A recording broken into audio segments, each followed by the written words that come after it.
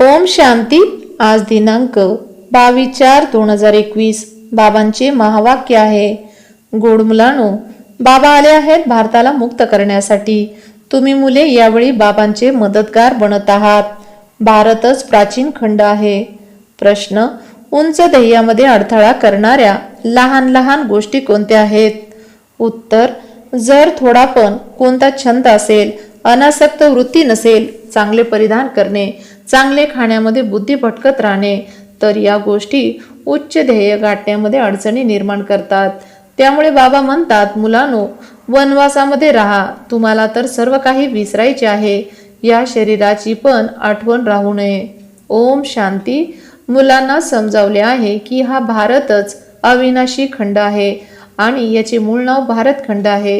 हिंदुस्तान नाव तर नंतर पडले आहे. भारताला म्हटले जाते आध्यात्मिक खंड. हा प्राचीन खंड आहे. नवीन दुनियेमध्ये जेव्हा भारत खंड होता तर दुसरा कोणता खंड नव्हता. मुख्य आहे इस्लामी, बौद्ध आणि ख्रिश्चन. आता तर अनेक खंड आहेत. भारत अविनाशी खंड आहे. त्याला स्वर्ग म्हटले जाते. नवीन दुनियेमध्ये नवा खंड एक भारत होता. नवीन दुनिया रचणारे परमपिता परमात्मा आहे. स्वर्गाचे रचयिता हेवनली गॉडफादर आहेत. भारतवासी जाणतात की हा भारत अविनाशी खंड आहे. भारत स्वर्ग होता. जेव्हा कोणी मरतो तर म्हणतात की स्वर्गाला गेला. समजतात स्वर्ग कुठे वर आहे. दिलवाला मंदिरामध्ये वैकुंठाचे चित्र छतावरती दाखवले आहे. हे कोणाच्या बुद्धीमध्ये येत नाही की भारत स्वर्ग होता. आता नाही, आता तर नरक आहे. तर हे पण अज्ञान आहे. ज्ञान आणि अज्ञान दोन्ही गोष्टी आहेत. अज्ञानाला दिवस म्हटले जाते, अज्ञानाला रात्र. घोर प्रकाश आणि घोर अंधार म्हटले जाते. प्रकाश आणि उदय, अंधार म्हणजे उतरणे. मनुष्य सूर्यास्त पाहण्यासाठी सनसेटवर जातात.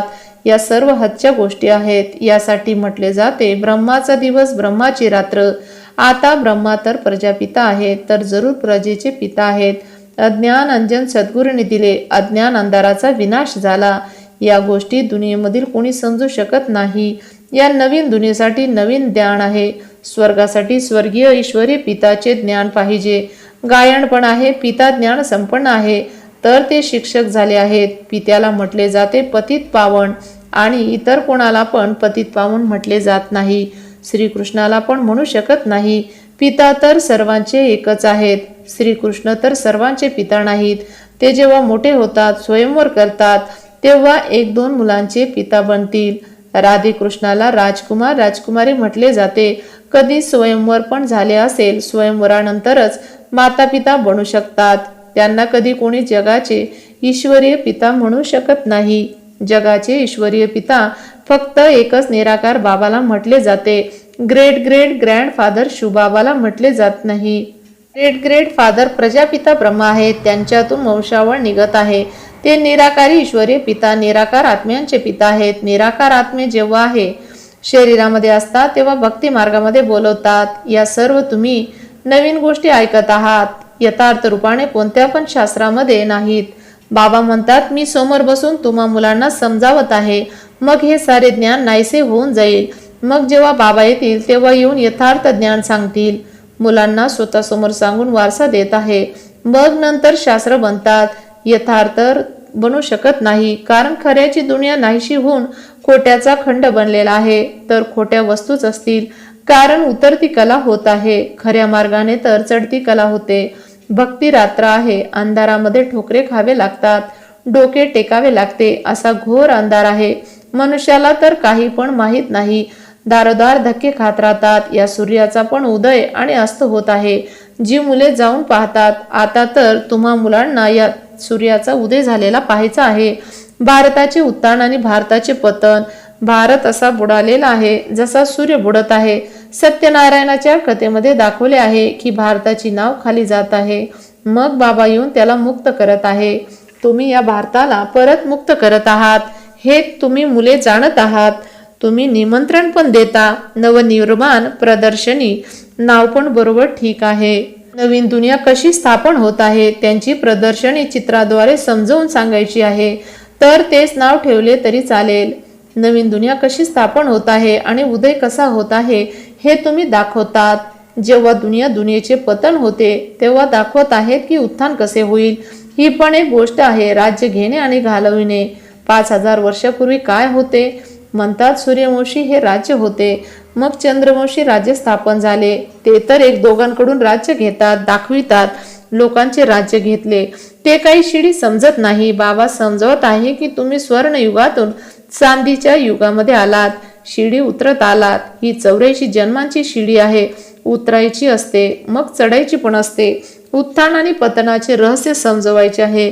भारताचे पतन किती वेळ, उत्थान किती वेळ, प्रगती आणि अधोगती भारतवासी यांना विचारसागर मंथन करायचे आहे.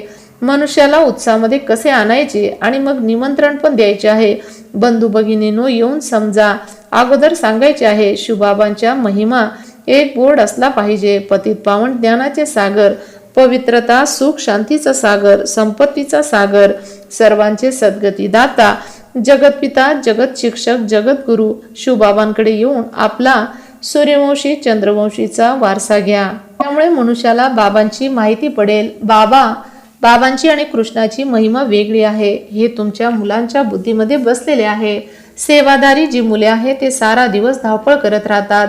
आपली लौकिक सेवा असून पण सुट्टी घेऊन या सेवेमध्ये लागतात. हे ईश्वरीय शासन आहे. खास मुली जर अशा सेवेमध्ये लागल्या तर त्यांचे फार नाव होईल. सेवादारी मुलींची पालना पण चांगल्या रीतीने होऊ शकेल. कारण शिवबाबांचा भंडारा भरपूर आहे. ज्या भंडाऱ्यामधून खायचे तो भंडारा भरपूर, कालकंटक दूर. तुम्ही शिववंशी आहात, ते रचनाकार आहेत. ही रचना आहे. बाबुल नाव फार गोड आहे. शिवसाजण पण आहेत ना. शिवबाबांची महिमा वेगळी आहे. निराकार अक्षर लिहिल्यामुळे समजत नाही की ते आकारी आहेत, म्हणजे शिवबाबा निराकार आहेत. अतिप्रिय शिवबाबा आहेत. परमप्रिय तर लिहायचे आहे. यावेळी युद्धाचे मैदान त्यांचे पण आहे तर तुमचे पण आहे. शिवशक्ती म्हणून गायन आहे, परंतु चित्रांमध्ये देवींना पण हत्यार देऊन हिंसक दाखवले आहे. खरे तर तुम्ही योग किंवा आठवणींच्या बळाने विश्वाची बादशाही घेत आहात. हत्यार इत्यादींची गोष्टच नाही. गंगेचा प्रभाव मोठा आहे. अनेकांना साक्षात्कार होतो. भक्ती मार्गामध्ये आहे की गंगाजल मिळाले तेव्हा उद्धार होईल. त्यामुळे गंगा गुप्त म्हटली जाते. असे म्हणतात, बाण मारला आणि गंगा प्रगट झाली. गोमुख मध्ये पण गंगा दाखवतात. तुम्ही विचारता तर म्हणतात की गुप्त गंगा निघत आहे. त्रिवेणीवर पण सरस्वतीला गुप्त दाखवतात. मनुष्याने अनेक गोष्टी बनवल्या आहेत. इथे तर एकच गोष्ट आहे, फक्त अल्प अल्लाह. बस अल्लाह येऊन स्वर्ग स्थापन करत आहे. खुदा स्वर्ग स्थापन करत आहे. ईश्वर स्वर्ग स्थापन करत आहेत. वास्तवामध्ये ईश्वर तर एकच आहे. ते तर आपापल्या भाषेमध्ये नाव ठेवतात, परंतु हे समजत आहे की अल्लाहकडून स्वर्गाची बादशाही मिळेल. इथे तर बाबा म्हणतात, मन आणि मनमना भव. बाबांची आठवण केल्याने वर्षाची आठवण जरूर येते.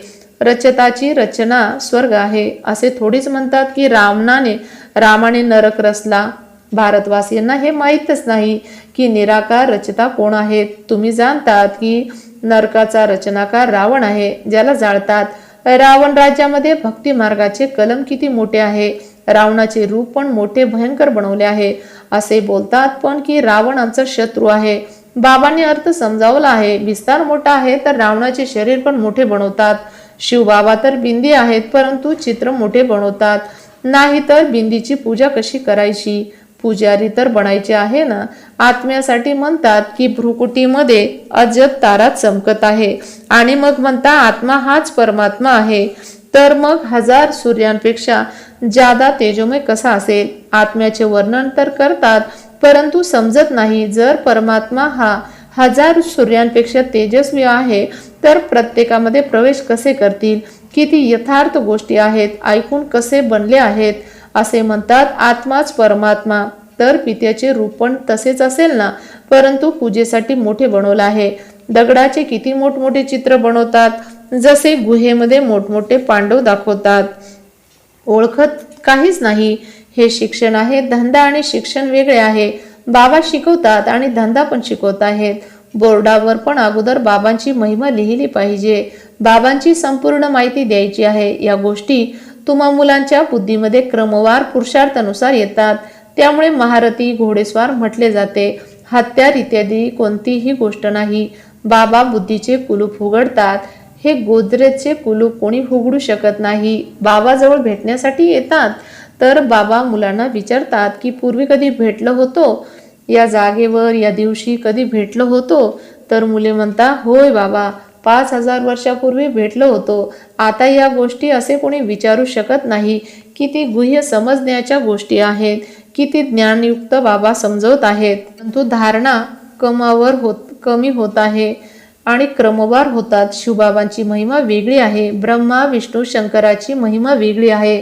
प्रत्येकाचा अभिनय वेगवेगळा आहे, एक दुसऱ्यासारखा नाही. हे अनादी विश्व नाटक आहे, ते मग पुनरावृत्त होत आहे. आता तुमच्या बुद्धीमध्ये बसले आहे की आम्ही कसे मूल वतनमध्ये जात आहोत. मग येतो अभिनय करण्यासाठी सूक्ष्म वतनद्वारे जात आहोत. येथे यावेळी सूक्ष्म वतन नसते. सूक्ष्म वतनाचा साक्षात्कार कधी कोणाला होत नाही. सूक्ष्म वतनाचा साक्षात्कार करण्यासाठी कोणी तपस्या करत नाही, कारण त्याला ओळखतच नाही. सूक्ष्म वतनाचा कोणी भक्त थोडाच आहे. सूक्ष्म वतन आता रचत आहे. वाया सूक्ष्म वतन जाऊन मग नवीन दुनियेमध्ये यायचे आहे. यावेळी तुम्ही तिथे येतात आणि जात आहात. तुमचा साखरपुडा झाला आहे. हे माहेर घर आहे. विष्णूला पिता म्हणत नाही, ते सासर घर आहे. जेव्हा कन्या सासरी जाते तर जुने कपडे सर्व सोडून जाते. तुम्ही जुन्या दुनियेला सोडून देत आहात. तुमच्या आणि त्याच्या वनवासामध्ये किती फरक आहे. तुम्हाला फार अनासक्त राहायचे आहे, अभिमान सोडायचा आहे. जास्त भारी साड्या घालाल तर झटक्यात देह अभिमान येईल. मी आत्मा आहे विसरून जाल. यावेळी तुम्ही आहातच वनवासामध्ये. वनवास आणि वानप्रस्थ एकच गोष्ट आहे. शरीर सोडायचे आहे तर साडी नाही सोडणार काय? हलकी साडी मिळाली तर मन लहान होऊन जाते. यामुळे तर खुशी झाली पाहिजे. चांगले झाले, हलके वस्त्र मिळाले. चांगल्या वस्तूला तर सांभाळावे लागते. हे परिधान करण्याच्या खाण्याच्या लहान गोष्टी पण उच्च ध्येयावर पोचण्यामध्ये अडचण निर्माण करतात. ध्येय फार मोठे आहे. कथेमध्ये पण सांगितले की पतीला म्हटले की ही काठी पण सोडून द्या. बाबा म्हणतात, हे जुने कापड, जुनी दुनिया सर्व खलास होणार आहे. त्यामुळे या साऱ्या दुनियेपासून बुद्धियोग तोडायचा आहे. याला बेहदचा संन्यास म्हटले जाते. संन्याशांनी तर हदचा संन्यास केला आहे. आता ते पण गावात शहरामध्ये आले आहेत. पूर्वी तर त्यांच्यामध्ये फार ताकद होती. उतरणाऱ्यांची महिमा काय असू शकेल, पण शेवटपर्यंत येत राहतात अभिनय करण्यासाठी. त्यांच्यामध्ये काय ताकद असेल. तुम्ही तर पूर्ण 84 जन्म घेता. हे सर्व समजण्यासाठी किती चांगली बुद्धी पाहिजे. सेवाधारी मुले सेवेसाठी उसळत राहतात. ज्ञानसागरची मुले असे भाषण करतील जसे बाबा उसळत आहे. यामध्ये ढिले व्हायचे नाही. अच्छा, गोड फार वर्षांनी भेटलेल्या मुलांप्रती मातपिता बापदादांची प्रेमपूर्वक आठवण, सुप्रभात आणि नमस्ते. आम्हा आत्मिक मुलांचा आत्मिक मातपिता बापदादांना प्रेमपूर्वक आठवण, सुप्रभात आणि नमस्ते. शुक्रिया बाबा, शुक्रिया. धारणेसाठी मुख्य सारांश. पहिली पॉइंट, बुद्धीद्वारे बेहदचा संन्यास करायचा आहे. परत घरी जाण्याची वेळ आहे. त्यामुळे जुनी दुनिया आणि जुने शरीरापासून अनासक्त राहायचे आहे. 2. विश्व नाटकातील प्रत्येक दृश्याला पाहून नेहमी हर्षित राहायचे आहे. वरदान, आपल्या उंच स्थितीमध्ये स्थिर राहून प्रत्येक संकल्प, बोल आणि कर्म करणारे संपूर्ण निर्विकारी भव. संपूर्ण निर्विकारी म्हणजे कोणत्या पण टक्केवारीने अंश मात्र पण कोणत्या विकाराकडे आकर्षण होऊ नये. कधी त्यांच्या वशीभूत व्हायचे नाही. उंच स्थितीतील आत्मे कोणता साधारण संकल्प करू शकत नाही. तर जेव्हा कोणता पण संकल्प किंवा कर्म करता त्यावेळी चेक करा की जसे उंच नाव तसे उच्च काम आहे. जर नाव उच्च आणि काम नीच तर नाव बदनाम करतात. त्यामुळे लक्ष्याप्रमाणे लक्षण धारण करा. तर म्हटले जाते संपूर्ण निर्विकारी म्हणजे अतिपवित्र आत्मा. बोधवाक्य, कर्म करताना करण करावनहार बाबांची स्मृती राहिली तर स्वपुरुषार्थ आणि योगाचा समतोल ठीक राहील. कर्म करताना करण करावनहार बाबांची स्मृती राहिली तर स्वपुरुषार्थ आणि योगाचा समतोल ठीक राहील. ओम शांती.